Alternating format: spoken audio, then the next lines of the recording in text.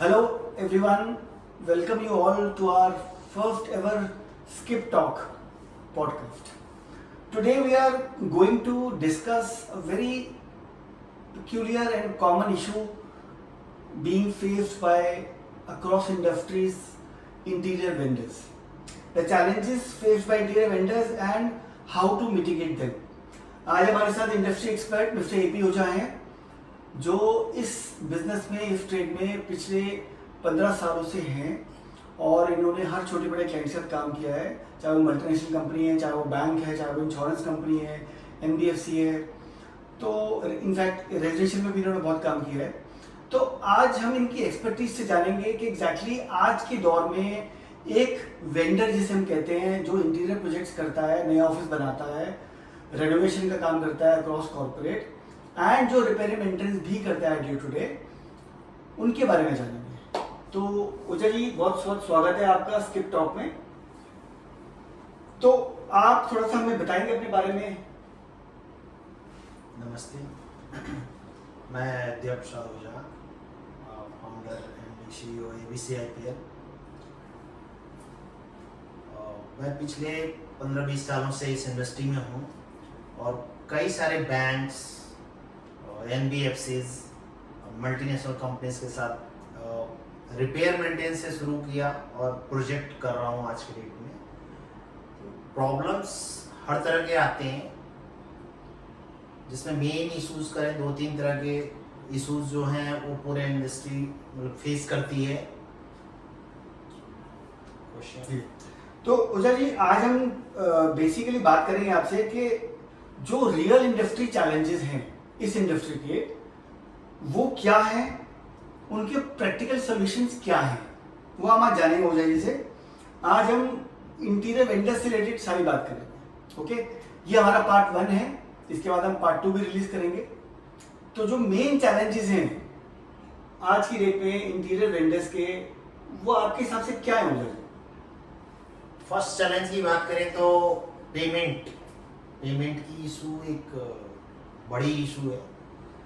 Commitments कुछ और होते हैं, प्रोसेसिंग कुछ अलग तरीके से होती है। सपोज करिए कोई बड़ा कॉन्ट्रैक्ट है, एग्रीमेंट हो गया, सपोज करिए उन्होंने टाइमलाइन दिया है कि जी 30% एडवांस, बट 30% एडवांस मीन्स हमारा मटेरियल प्रिक्योर होके हम करीब 50% तक पहुंचते हैं, काम हमारा हो चुका होता है, तो 30% पेमेंट हमारा रिलीज हो पाता है, क्योंकि टाइमलाइन खिंचता है, जिससे कि मेन प्रॉब्लम वहीं से शुरू हो जाती है। बट एडवांस से मतलब क्या? एडवांस का मतलब तो है कि आप काम शुरू करने से पहले आपको एडवांस मिलेगा, ऐसा नहीं होता है?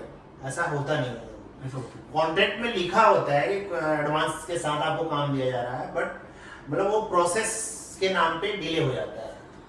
तो आप ये कह रहे हैं कि आप काम शुरू कर देते हैं, मेटेरियल डिलीवरी करा देते हैं, साइट पे काम शुरू हो जाता है, yes, और 50% तक काम हो जाता है, मेटेरियल प्रोक्योर हो जाता है, उसके बाद आपको एडवांस रिलीज होता है जी। ओके, तो यहाँ पे कह रहे हैं अगर ये, तो जो पीओ टर्म्स आपको पीओ मिलता है काम का, उस पीओ में कुछ टर्म्स कंडीशन होती होंगी, जैसे एडवांस मिल रहा है या कल को पेनल्टी मैट्रिक्स है उसके अंदर कि आपने प्रोजेक्ट अगर 1 महीने में देना है, आपने उसको 35 दिन किया, 40 दिन किया, तो आपके ऊपर डे वाइज पेनल्टी लगेगी। तो क्या क्लाइंट को पेमेंट के ऊपर पेनल्टी नहीं लगानी चाहिए, रखनी चाहिए? मतलब रखनी तो चाहिए, लेकिन होता नहीं है जनरली वो।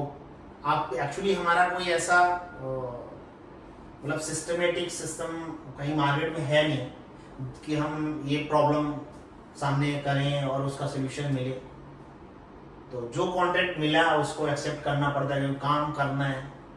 मतलब आप ये कह रहे हैं कि अगर आप ऐसा करेंगे तो हो सकता है वो कहेंगे ठीक है भैया आप नहीं करोगे, कोई और करेगा। बिल्कुल राइट, तो इस डर से भी आप कहते हैं कि चलो कोई बात नहीं, काम आ गया, पीओ आ गया, पेमेंट तो देर से आई जाएगी, तो पैसा आप अपने पास से लगा देते हैं जी, तो फिर भी आपको एडवांस मिल जाता है। हाँ, तो बाकी जो पेमेंट है, मतलब जो टर्म्स के हिसाब से, मान लो 30% आपने एडवांस बोला, ठीक है, उसके बाद होगा कुछ 20% या 50% क्या होता है, या दूसरा फाइनल स्लैब होगा कि काम खत्म होने के बाद आपका इतना % पेमेंट हो जाएगा, तो वो टाइम से होता है आपको? ये टाइम से तो जनरली नहीं होता है। कुछ एक क्लाइंट्स ऐसे होते हैं जो टाइमली भी करते हैं। ज़्यादातर रनिंग पेमेंट्स के नाम पे बिल्स बनते हैं, लेकिन रनिंग अगर बहुत बड़ा प्रोजेक्ट नहीं है CRs में, तो रनिंग पेमेंट्स भी फाइनल होते होते ही आती हैं। और जो अगर कहें हम प्रॉफिट के नाम पे जो बचता है वो रिटेंशन में चला जाता है, वो हमें 1 साल बाद मिलता है। ओह अच्छा अच्छा अच्छा अच्छा। तो आप ये कह रहे हैं कि मतलब रिटेंशन कितना होता है, कितना रुपए? 10%। ये स्टैंडर्ड है क्रॉस? स्टैंडर्ड है, कहीं कहीं 5% होता है, अदरवाइज 10%। तो ये आपको 1 साल के बाद मिलता है? जी। ऐसा क्यों करते हैं हम लोग? ऐसा मानना है उनका कि जो प्रोजेक्ट वेंडर है वो कोई अगर इश्यूज होता है तो वो आके काम करे, अगर हम सारा पेमेंट कर देते तो शायद डिले करे, ये मेन रीजन होता है। अच्छा अच्छा, उनका कहना मतलब है कि जो भी स्नैग होंगे आपके काम करने के बाद वो आप टाइम से अटेंड करोगे, बिकॉज आपकी 10% रिटेंशन मनी फंसी हुई है। बिल्कुल। तो जब रिटेंशन मनी का पीरियड पूरा हो जाता है तो वो अपने आप मिलती है आपको? ज्यादातर केसेस में तो सिस्टमेटिक है तो मिल जाता है, कहीं किसी किसी केसेस में हमें फॉलोअप करना पड़ता है। Okay okay great. तो आपको लगता है कि डिलेड पेमेंट्स, अगर आपका ये चैलेंज किसी तरह से मिटिगेट होता है, मतलब सॉल्व होता है, तो आपको आपकी प्रॉब्लम काफी हद तक सॉल्व हो जाएगी? बिल्कुल। Okay very good. तो point to be noted, you know here Ojha ji ने बोला कि डिलेड पेमेंट्स होती हैं जिसकी वजह से इनका पेमेंट साइकिल फ्लो डिस्टर्ब हो जाता है। एडवांस पेमेंट होती है प्रोजेक्ट में किसी किसी में, बट वो देर से मिलती है, तो इनको पहले अपना पैसा ही लगाना पड़ता है, उसके बाद एडवांस पेमेंट आती है इनके पास। एनीवेज, इसके अलावा जो आप क्या मानते हैं कि दूसरा चैलेंज सबसे बड़ा इस समय क्या है? दूसरा चैलेंज आता है कि जो कोऑर्डिनेटर्स होते हैं प्रोजेक्ट की तरफ से, कुछ हाईली क्वालिफाइड होते हैं, कुछ नहीं भी होते हैं, और एट ए टाइम बहुत सारे डिजाइनों में वो चेंज कर देते हैं। वो सबसे बड़ा प्रॉब्लम होता है। कभी कभी कोई काम लगभग कंप्लीट होने पे होता है, वो काम दोबारा से नया करना पड़ता है, जो मटेरियल यूज हुआ है वो वेस्ट हो जाता है, उसकी कॉस्ट भी कोई नहीं बेयर करता है। मतलब आप ये कह रहे हैं कि अगर आपने 50,000 का काम कर दिया, उन्होंने बोला कि नहीं इसका डिजाइन चेंज हो गया, तो आपको वो डिजाइन दोबारा 50,000 खर्च करने पड़ेंगे, या हो सकता है 70 खर्च करने पड़ेंगे? हो सकता है। तो आपको 50,000 नहीं मिलते हैं वो? काफी केसेस में नहीं होते हैं, क्योंकि वो पहले से डिजाइन कहीं अगर अप्रूव नहीं है, जहाँ पे डिजाइन अप्रूव नहीं है वहाँ ये ज्यादा प्रॉब्लम्स आती हैं। नहीं, तो आप ये बताइए हमारे व्यूअर्स को कि जब आप कॉन्ट्रैक्ट मिलता है आपको, तो आपको सिर्फ पीओ मिलता है, डिजाइन नहीं मिलता आपको? बहुत से केसेस में डिजाइन मिलता है, ऑलरेडी अप्रूव होता है, लेकिन जो डिजाइन आती है, सपोज करिए हम साउथ इंडिया में या नॉर्थ इंडिया में काम कर रहे हैं और उनका सेंट्रल ऑफिस मुंबई में है, तो सेंट्रल ऑफिस ने किससे ड्राइंग बनवाया है, फर्स्ट ड्राइंग जब वो किसी प्रॉपर्टी को सोर्स करते हैं, और दोबारा जब हमारी टीम जाती है विजिट करने, तो उस ड्राइंग और उस ड्राइंग में काफी सारे डिफरेंस होते हैं, और अप्रूवल समय ऑलरेडी मिल चुका होता है, तब हम वहाँ साइट पे विजिट के लिए पहुंचते हैं, तो उस केस में चेंजेस डॉक्यूमेंटेड नहीं होते हैं। ओके, मैं वही पूछना चाहता था आपसे कि जो चेंज होता है वो भी डॉक्यूमेंट होता है कि नहीं होता? नहीं होता। फर्स्ट फेज में नहीं होता, फिर धीरे धीरे उसमें हमारी टीम को बताना पड़ता है, तो उसमें चेंजेस किन्हीं क्लाइंट्स के साथ होता रहता है। ओझा जी, दो तरह की प्रॉब्लम आती है। एक तो आती है कि आप जब काम कर रहे हैं, एग्जीक्यूशन कर रहे हैं, उस समय आपकी टीम से कोई गलती हो गई, बिल्कुल, तो अगर वो पकड़ता है प्रोजेक्ट मैनेजर कि ये ऐसे नहीं बनना था, ऐसे बनना था, तो जाहिर बात है कॉस्ट आप बेयर करोगे, क्योंकि आपकी टीम से गलती हुई है, ठीक है ना, उसमें कोई शक नहीं है। बट अगर वो ये कहता है कि आप पीला पेंट होना था दीवार पे, आपने ग्रीन कर दिया, इसको पीला करो, तो वो अगर वो चीज अपनी तरफ से करवा रहे हैं, जबकि डिजाइन में लिखा है पीला होना है और आपको पीओ में भी उसकी कॉस्ट दी गई है, तो जाहिर बात है उनको पैसा बेयर करना पड़ेगा, कॉस्ट बेयर करनी पड़ेगी। बिल्कुल सर, कुछ केसेस में होता है, कुछ केसेस में नहीं होता है कि उसकी जगह पे ये हो गया है तो ये गलत हो, मतलब कि जो बताने वाला था कहीं ना कहीं गलती कर दिया या कहीं मिस हो गया, तो करना भी पड़ता है उसी कॉस्ट में। ओह अच्छा अच्छा अच्छा।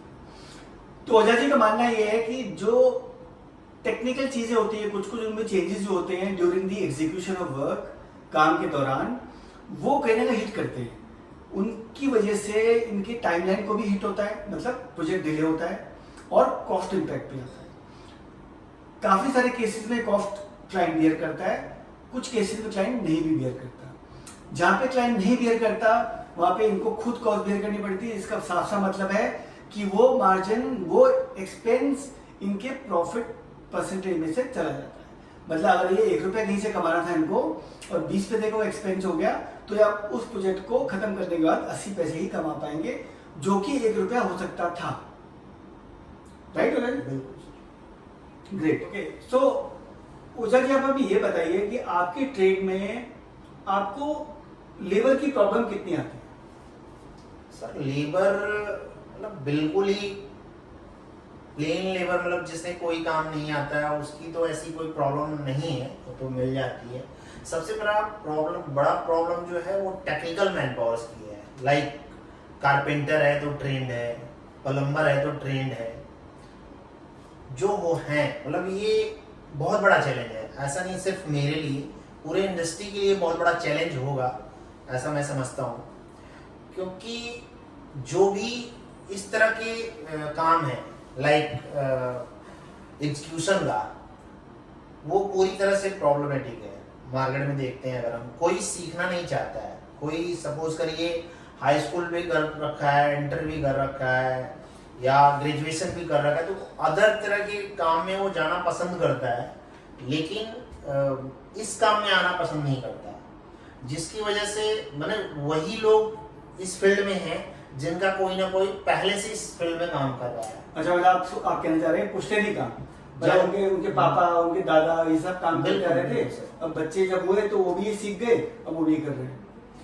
और बाय चॉइस कोई नहीं आया इस प्रोफेशन में, मतलब चूंकि उनके बाप दादा ये काम कर रहे थे तो फिर आ गए, ऐसा आप कह रहे हैं? बिल्कुल। और कुछ चूज करते हुए मान लीजिए प्रोफेशनली पढ़ते हैं, सपोज करिए प्लम्बिंग से ITI कर रहा है, पॉलिटेक्निक कर रहा है, तो पॉलिटेक्निक वाले को तो कुछ नॉलेज है भी, थ्योरी, प्रैक्टिकल तो उसको ग्राउंड पे ही सीखना पड़ता है।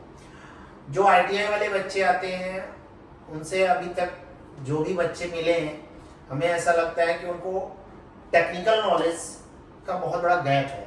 थ्योरी ज़्यादातर को पता भी होता है, ज़्यादातर को नहीं भी पता होता है, लेकिन प्रैक्टिकली तो उन्हें काफ़ी समय लगता है। हमारे साथ काम करेंगे, कुछ 6 महीने में ट्रेंड होते हैं, कुछ 1 साल भी लग जाता है ट्रेंड होने में। ये बहुत बड़ा गैप है। ओके, तो आपके पास जितने भी काम आप करते हैं, जो प्रोजेक्ट एग्जीक्यूट करते हैं, आपके पास अपनी खुद की टीम है या बाहर से हायर करते हैं टीम?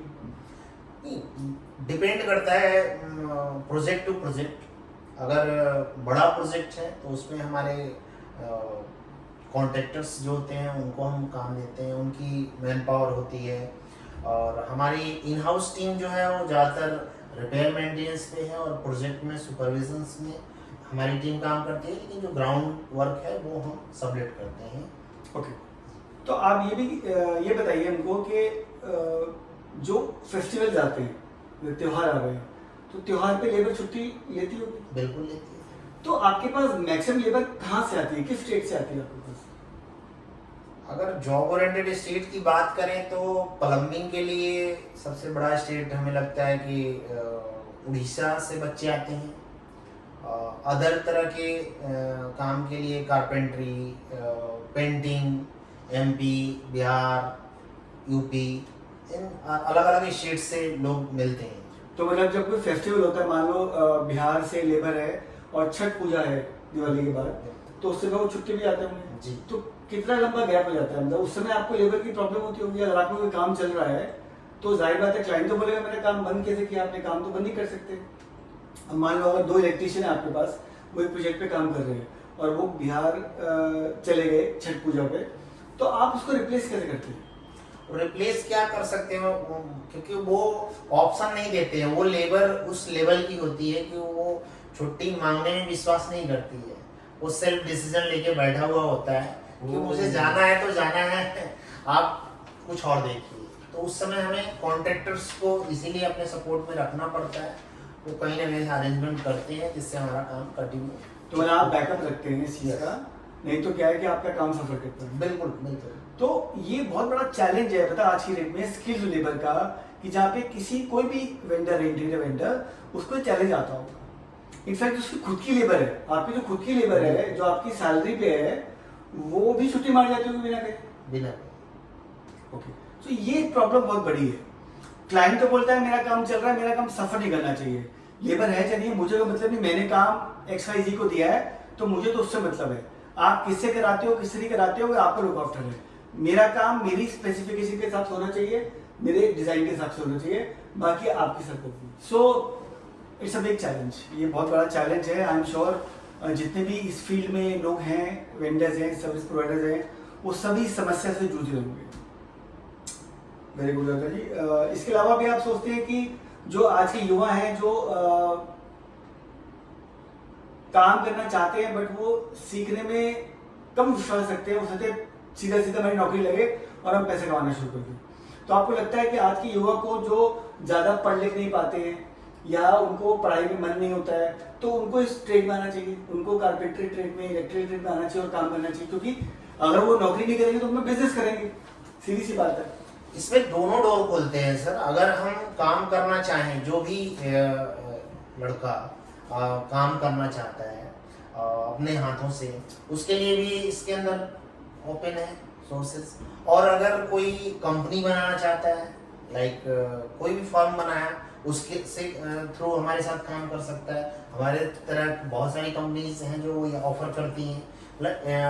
मतलब अगर हम इसको दूसरी भाषा में कहें तो आत्मनिर्भर भारत, आत्मनिर्भर भारत एक मिशन बनाया जाए तो उसमें मतलब एक कोई भी हाई स्कूल पढ़ा हुआ बच्चा इसको बहुत ही अच्छे तरीके से कर सकता है। और इस इंडस्ट्री में कभी भी मेरा जहाँ तक 25 सालों से जो मैं इस इंडस्ट्री में हूँ, और मेरा एक्सपीरियंस कहता है कि अगले आने वाले 500 सालों तक कभी काम की प्रॉब्लम नहीं होने वाली है इस इंडस्ट्री में। जी समझ गया आपकी बात। तो दोस्तों, आज की इस स्किप टॉक में हमने जाना कि इंडस्ट्री में जो इंटीरियर वेंडर्स की इंडस्ट्री है उनके चैलेंजेस मुख्य तौर पे क्या हैं, ठीक है, वो हमने आज बहुत अच्छे से जाना और हम उनको कैसे मिटिगेट कर सकते हैं, कैसे दूर कर सकते हैं, ठीक है। और मेरा ये मानना है कि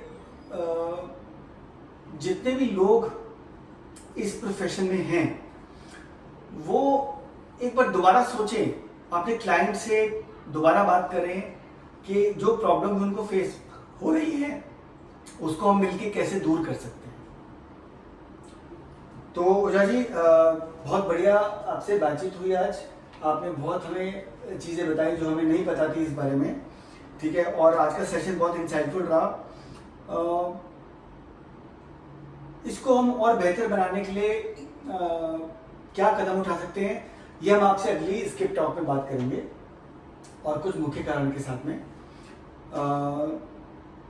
मैं आपसे रिक्वेस्ट करता हूं कि अगर आपको ये पॉडकास्ट अच्छी लगी हो तो प्लीज़ कमेंट सेक्शन में अपने कमेंट जरूर दीजिएगा। अगर आप भी एक इंटीरियर वेंडर हैं और आपको कोई चैलेंज है, आप प्लीज़ हमें अपना नंबर भेजिए, हम आपसे बात करेंगे, आपकी समस्या को सॉल्व करने की कोशिश करेंगे। आप कमेंट सेक्शन में हमें डीएम भी कर सकते हैं, कमेंट सेक्शन में लिख भी सकते हैं कि इसमें आपके क्या सुझाव हैं। Okay, thank you very much Ojha ji, आपको बहुत बहुत धन्यवाद। नमस्कार।